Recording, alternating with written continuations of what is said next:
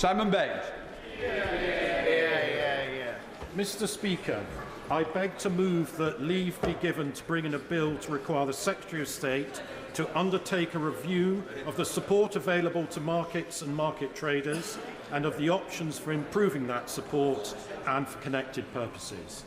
Markets, Mr. Speaker, are close to my heart, as my grandfather's butcher's business, R.A. Dodds, was based in the Granger Market in Newcastle, where they had 5 stalls, and from where they expanded between the wars to establish shops across Northumberland. I grew up hearing stories of the family business, which sadly no longer exists, but the memories are still strong, as I found a few years ago when visiting the Granger Market. Also, when I was Mayor of Llanfyllin 5 years ago, I played a key part in establishing a farmers' market in the town each summer. I am delighted to have 11 colleagues from across the House as co-sponsors of this bill, and I know they, like me, strongly support their local markets, particularly my constituency neighbour, the Honourable Member for Wrexham, with whom I, as the MP for Clwyd South, share the parliamentary representation of Wrexham County Borough Council. The city of Wrexham has its origins as a market town, and the livestock market was at one time the largest in Wales. The People's Market is now Tŷ Pawb, the Central Market continues in its traditional way, and the Butcher's Market is due for redevelopment next year to offer a wide range of high-quality Welsh food and drink. Markets also play an important role in Clwyd South, where street and specialist markets held in Llangollen, on the Rheg estate and elsewhere in the constituency make a marked contribution to our society. I was also, until August last year, the chair of the All-Party Parliamentary Markets Group, which gave me further valuable insight into the successes and needs of the markets industry. Markets are part of the history and tradition of many towns and cities in the UK. The most recent survey of the markets industry indicates some 1,150 traditional markets are now trading at an outlet for an amazing figure of over 32,000 small and medium-sized enterprises. They exist through charters from the Crown, custom and practice, and statutory legislation. In addition, there are numerous specialist markets, continental and Christmas markets, that generate essential footfall for town and city centres and support local economies, tourism, hospitality and employment. 2 national organisations represent the markets industry: the Association of British Market Authorities, NABMA, that focuses on market operators, local authorities, private operators, CICs and charities, and the National Market Traders Federation, NMTF, that supports market traders across the UK. Both organisations currently meet with the government through the Retail Forum and the All-Party Parliamentary Markets Group.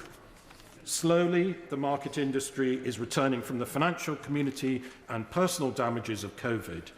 The recovery has seen some markets enjoying success in attracting investment as part of exciting regeneration schemes, but for others the picture is still not encouraging. The NABMA 2022 survey was the first meaningful assessment of the state of the markets industry since the pandemic. The main headlines and questions arising from the survey of 241 markets are as follows. Stall occupancy has fallen from a national average of 77% 4 years ago to 72%. Street markets and outdoor covered markets have seen the greatest decline. How can we reverse the decline? More markets are operating, that they are operating at a loss, a 6% increase from 4 years ago.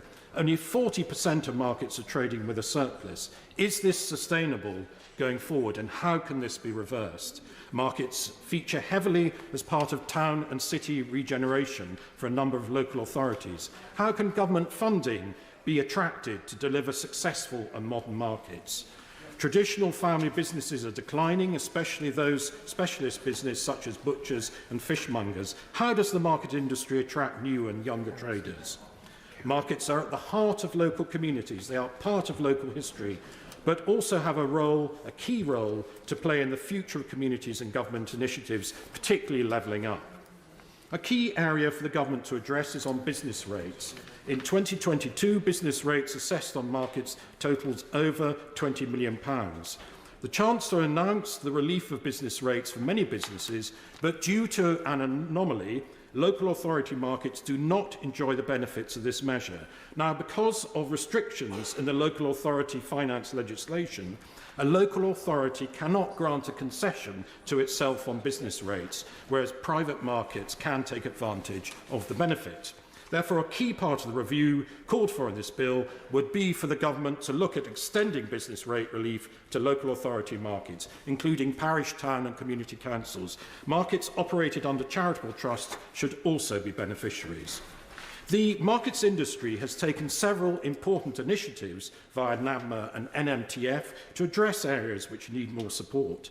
I believe that these initiatives provide pointers to the areas in which the government could focus its support for the industry.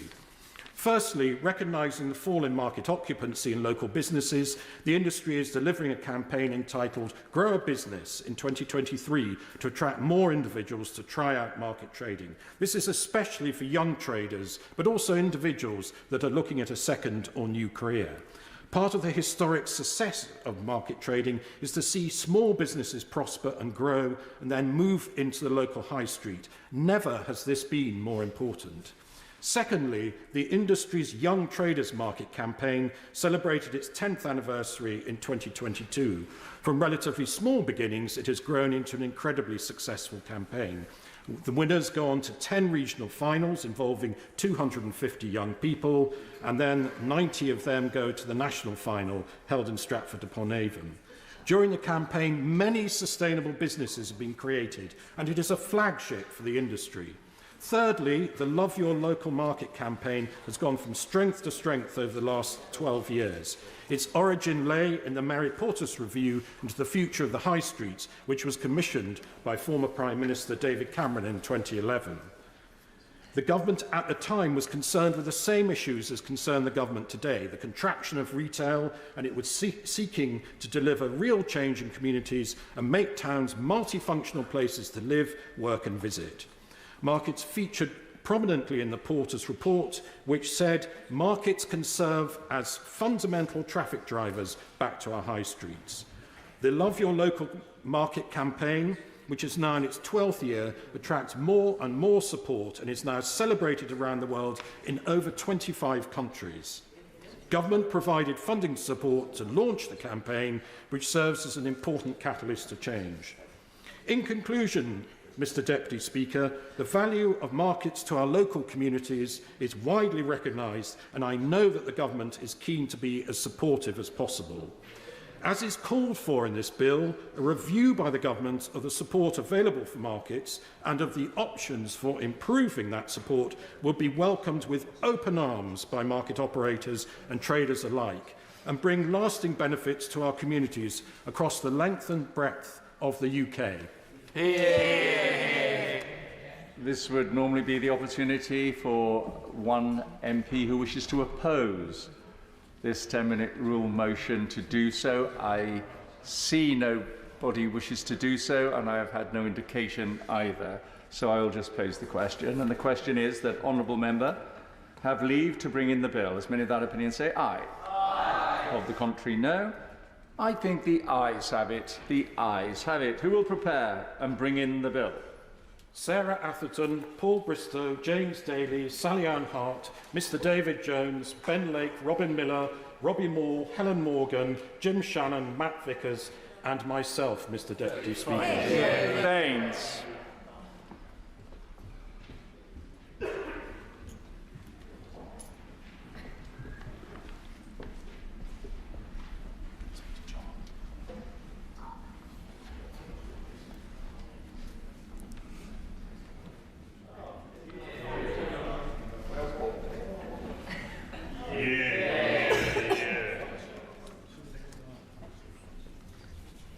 Thank you. Markets and Market Traders Review of Support Bill. Second reading what day? Friday the 24th of February, Mr. Deputy Speaker. Friday the 24th of February. Thank you very much.